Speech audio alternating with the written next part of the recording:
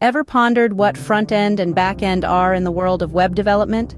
Ever wondered how these two different domains come together to create the websites and apps you use daily? Well, it's high time to unravel the mystery. In the simplest terms, web development is split into two main parts: front-end and back-end. Front-end, also known as client-side, is everything you see and interact with on a website. It's about creating an intuitive and user-friendly interface using languages like HTML, CSS, and JavaScript. It's about bringing a designer's vision to life and creating an engaging digital environment for users. The roadmap to becoming a front-end developer includes understanding the basics of web development, learning HTML, CSS, and JavaScript, and mastering frameworks like React or Angular.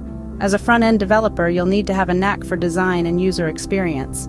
On the other hand, backend, also known as server-side, is where all the magic happens behind the scenes.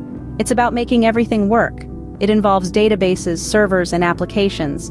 Backend developers use languages like Python, Java, and PHP, and work with databases like SQL or MongoDB. The roadmap to becoming a backend developer includes understanding server-side languages, working with databases, and learning about server handling and hosting. As a backend developer, you'll need to be good at problem-solving and logical thinking. Now you may be asking, can I do both? Absolutely. A developer who can handle both front-end and back-end is known as a full-stack developer. Alright, it's time to wrap things up.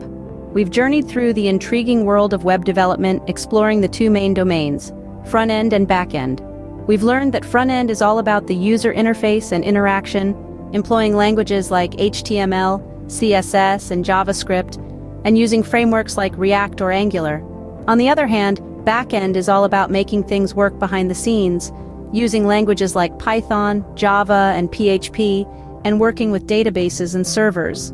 Remember, whether you choose to specialize in front-end, back-end, or decide to tackle both as a full-stack developer, the road ahead is exciting and full of opportunities.